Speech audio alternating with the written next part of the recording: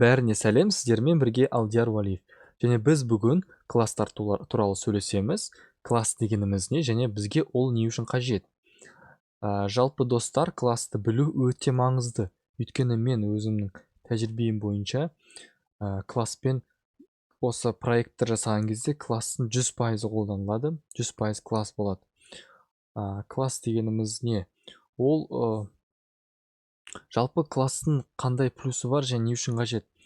Егер ертең программист болып жұмыс істесеңіз, сіздің проект жазасыз ғой, сол проекттің почти 100% класспен жазылады, класс қолданылады.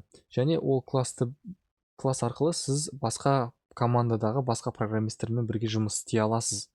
Және ол класс арқылы сіздің кодыңыз логикалық жағынан өте таза болып шығады кодыңыз. Және де тағы да бір айтатыным, ол код, егер сіз кодты класспен жазсаңыз, хакерлар бар ғой, сыртта хакерлар сіздің сайт, мысалы, сондай приложенияларға бұзу үшін кішкене қиынырақ болады да оларға, басқа нелерге, код классыз жазғандарға қарағанда. Сондықтан классты білу өте міндетті.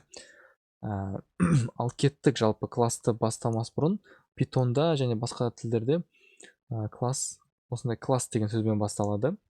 Класс, мысалы үшін біз жеңіл болу үшін, сізге осы класс түсіну үшін, мен сізге human деген классты алайық. Human деген класс, ол жалпы адамзат. Яғни бір адам ғана емес, общий бәрімізде адамзатты алайық. Адам деген алайық класс. Ол класс, мысалы, біздің адамымызда бәрімізде атымыз бар. Дұрыс қой? Барлық адамда ат бар. Барлық адамда жасы бар. Барлық адам көзі бар, аяғы бар, бәрі бар. В общем, мен просто қысқаша осылай екі нені алайын.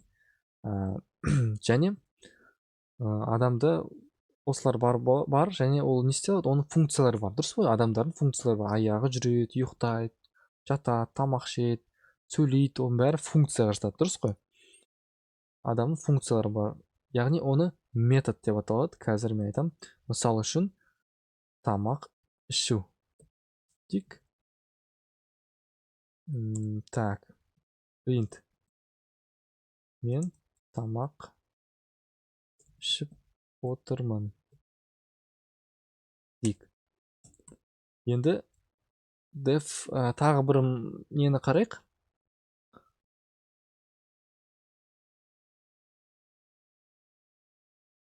Тағы бір методты қарайық.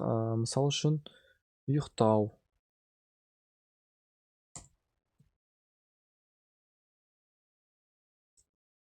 Ұйықтап жатыр. Көрдіңіздер ма? Жалпы бұны жазып болды. Қараңыздар. Класс human дегеніміз жалпы адамзат. Барлық адамзатта аты мен жасы бар. Ол бізше аты жас, ал программирование тілінде бұл свойство деп аталады. Свойство орысша, қазақша қасиеттер шығар мен ойымша, бірақ орысша свойство. Айнымалы ғой, былайша айтқанда, айнымалылары. Адамның айнымалылары. Және адамның біз істейтін жаңағы функциялар бар, яғни біздің қимылдар, іс-әрекеттер, соның бәрі бар. Программированияда бұны функциялар, методтар деп аталады. Функция немесе методтар деп аталады. Яғни, енді бәрін жалпылап айтсақ, мына human деген класстың мынандай свойстволары бар, және мынандай методтары бар. Түсіндік, е? Түсіндік. Енді достар, қараңыздар. Бұл жалпы адамзат, мысалы. Енді біз тұрамыз да, не істейміз? Біз кәдімгідей бір адамдарды дүниеге әкелейік. Ермек, мысалы, немесе Айгүл. Бірінші Ермек деген адамды, аты бар адамды дүниеге әкелейік. Human. Human. Қазір түсіндірем.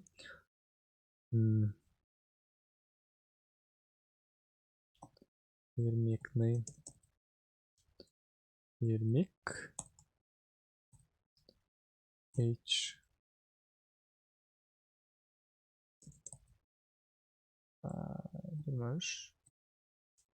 Және Ермек. Ұйықтап тұрасын. Тамақ. Қараңыздар, достар. Бұл жалпы біздің, былайша айтқанда, адам деген тип бар.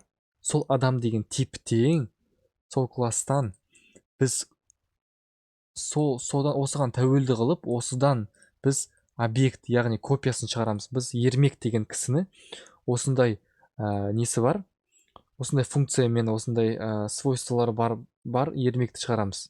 Яғни мынау ермек дегеніміз уже реальный бір адам, кәдімгідей адам, а мынау сол адамның бейнесі, былайша айтқанда. Сол адамның бейнесі. Яғни сіздер мысалы адамдар жаңағы стройкада зданияны құру үшін, кәдімгідей үйді құру үшін олар не істейді бірінші?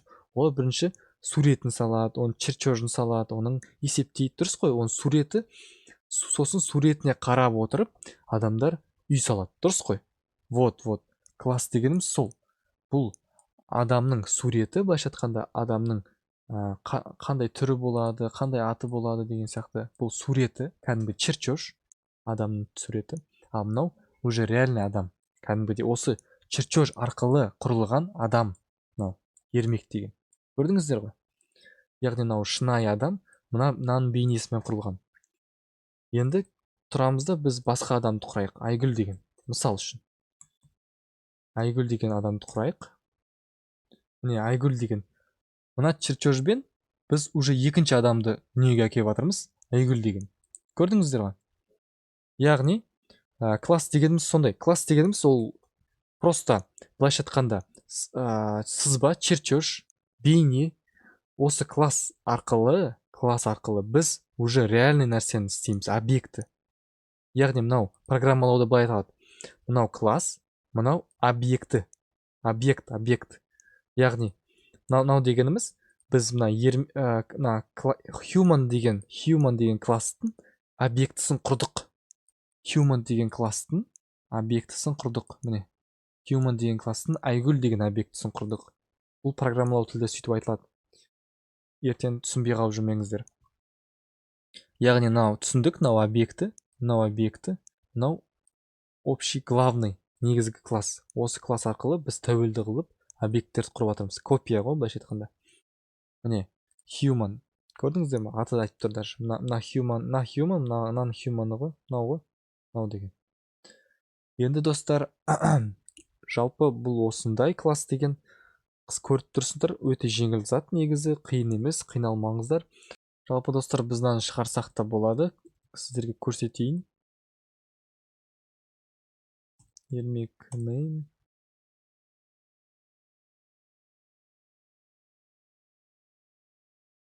Age.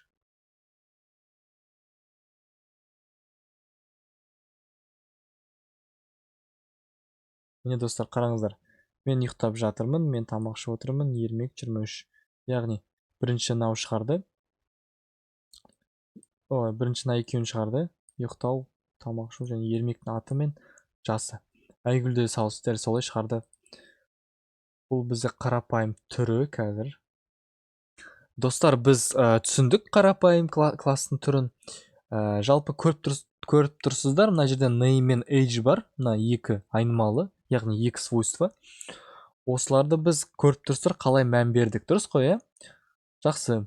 Бұл бұлай мән беру негізі дұрыс. Былайша айтқанда, то есть бұлай істеуге болады, бірақ бұлай істемеген дұрыс. Мынандай негізі екінші түрі бар мән берудің. Ол конструктор деп аталады, және ол былай жазылады. Int false және name, қазір түсіндірем. Name. Қараңыздар достар, бірінші мән беру түрі мынандай. Және тағы да профессионалды, яғни программистер көбінесе осындай түрін қолданады. Мән берудің мына екі свойства, яғни екі айнымалыға біз мына метод арқылы мән бере аламыз. Яғни былай, мынаны алып тастап, қараңыздар, мынаны алып тастаймын, керек емес. И сразу мәнді мен мынаның ішіне жазамын. Мынаның арқасында, мына метод жаздық қой. Осының арқасында, бұл конструктор деп аталады, осының арқасында біз мына human деп жаздық, класстың атына сразу біз атын осы жерге мына екеуіне мән бере аламыз. Екеуіне. Name мен, міне көрдің, name мен age-ға мән береміз. Яғни name'іміз ермек, age 23. Ал да солай. Айгүл 22. екеуін алып тастаймыз. Яғни достар, көрдіңіздер ма, мынаның қолдану плюстары қандай? Біріншіден, біз жаңағындай ұзақ код жазбаймыз, тек сразу осылай жаздық human деп классты. Объектісін құрғаннан кейін сразу объектіге мән береміз. Яғни мынау объекті құрдық біз мына жерде. Осы human деген класстың объектісін құрдық. Сол объектіге біз сразу же мән береміз. Осы арқылы. Және де екінші плюс, біз мысалы үшін ертең код жазған кезде біз мысалы осындай бір қандай да бір нелермен бере аламыз да, бір шарттармен, бірдеңкелермен, енгізе аламыз. Егер мысалы шарт қанағаттандырса age-ға енгіз, қанағаттандырмаса age-ға енгізбе деген сияқты нәрселер жаза аламыз ішіне. Сол үшін өте бұл ыңғайлы. Ал достар, енді біз қазынан шығарсақ, бізге бұл шығарып береді. Көрейік. Міне қараңыздар, шығарып тұр. Мен ұйықтап жатырмын, мен тамақ ішіп отырмын, ермек 23. Яғни мынаны шығарып тұр. Кейін мен ұйықтап жатырмын, мен тамақ ішіп отырмын, Айгүл 22. Яғни мынаны шығарып тұр. Көрдіңіздер ма? Қазір бір қызық мысалдар қарастырамыз. Так,